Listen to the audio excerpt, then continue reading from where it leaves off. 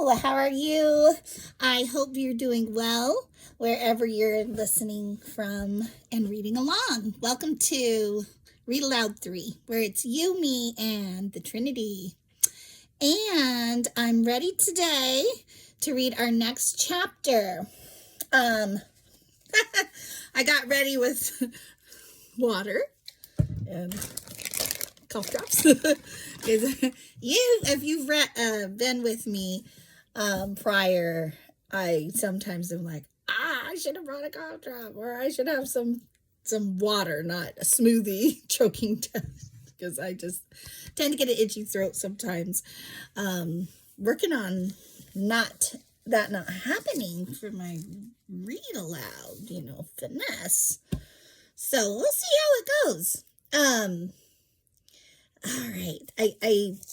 I think I'm past what I opened to. I think we read 22 yesterday. Oh, that's right. And it was the last chapter of First Kings. So we are now in Second Kings. It's always fun to get to a new book. We did it. It's one more down. Okay. Second Kings, chapter 1. Elijah confronts King Ahaziah. Now, I want to read the little last paragraph of the book of First Kings, because if you happen to not have been reading along, maybe it will be good to know where this is coming from. Okay, so the subtitle of the last paragraph in First Kings chapter 22 says, Ahaziah rules in Israel. Ahaziah, son of Ahab, began to rule over Israel in the 17th year of King Jehoshaphat's reign in Judah. He reigned in Samaria 2 years, but he did what was evil in the Lord's sight. I always start by saying in the eyes of the Lord, because that's from a different translation. Following the example of his father and mother, and the example of Jeroboam, son of Nebat, who had led Israel to sin. Yeah, that was a mess. You'll have to go back and hear. He served Baal and worshipped him, provoking the anger of the Lord, the God of Israel, just as his father had done. So now we get an idea of what's happening, because it says Elijah, who you may or may not recognize, is a prophet from the Lord, confronts King Ahaziah. After King Ahab's death, the land of Moab rebelled against Israel. One day, Israel's new king, Ahaziah, fell through the lattice work of an upper room at his palace in Samaria and was seriously injured. So he sent messengers to the temple of Beelzebub, the god of Ekron, of the temple, here we go, to ask whether he would recover. But the angel of the Lord told Elijah, who was from Tishbe, go and confront the messengers of the king of Samaria and ask them, is there no God in Israel? They're going out of their way to, where is it? Ekron. She's like, is there no God in Israel? Why are you going to Beelzebub, the god of Ekron, to ask whether the king will recover? Okay. Now, therefore, this is what the Lord says. You will never leave the bed you are lying on. You will surely die. So Elijah went to deliver the message. Now, we could say that these people were doing what the king ordered, right? Because he's confronting the messengers at this point who were sent. But, I think that's a good argument for sometimes I think we hear a bit of an argument as to, we know we're supposed to follow the law of the land. That is biblical, right? But when the law is going against God very directly, what do? I think that shows that God holds us responsible to follow him when we're sent to do something evil in his eyes, to go serve another god, do something very against what he has taught us. There's one God. And so I think this is a good argument for that. So let's go to now verse 5. When the messengers returned to the king, he asked them, "Why have you returned so soon?"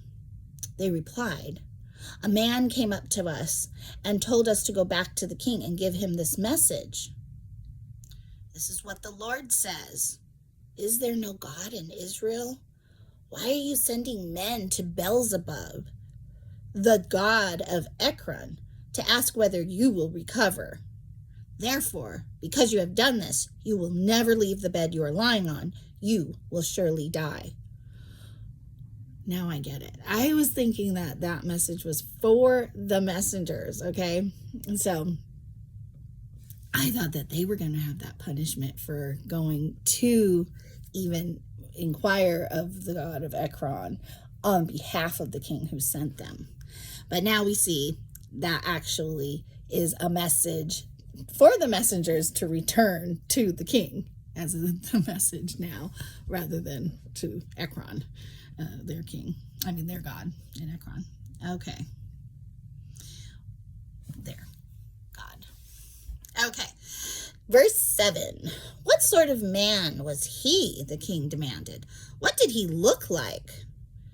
They replied, he was a hairy man, and he wore a leather belt about his waist. Elijah from Tishbe. In the last chapter, it talked about how he just didn't like Elijah because Elijah never told him what he wanted to hear. And I can imagine these messengers having been sent from them. They were probably not as boldly saying it as I said it, unless they know and respect who Elijah is. And the fact that they're going back and delivering the message to the king from him at all, I think they probably do. So I have to say, yeah. And Elijah performed some, it wasn't Elijah, it was God, but by the, voice of Elijah as God's prophet,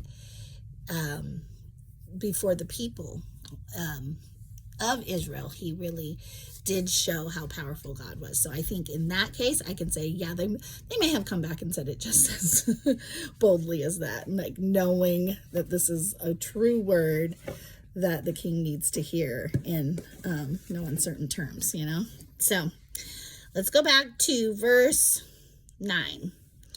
Then he sent an army captain with 50 soldiers to arrest him. They found him sitting on top of a hill. The captain said to him, "Man of God, the king has commanded you to come with us." But Elijah replied to the captain, "If I am a man of God, let fire come down from heaven and destroy you and your 50 men. Then fire fell from heaven and killed them all. Wow, what a reply. You're calling me a man of God. That's who you came for. And they're obviously seizing me to arrest me. This must mean the king is not in favor of following God. Why don't I just show that I really am a man of God? Obviously by the leading of God's Spirit, I'm sure.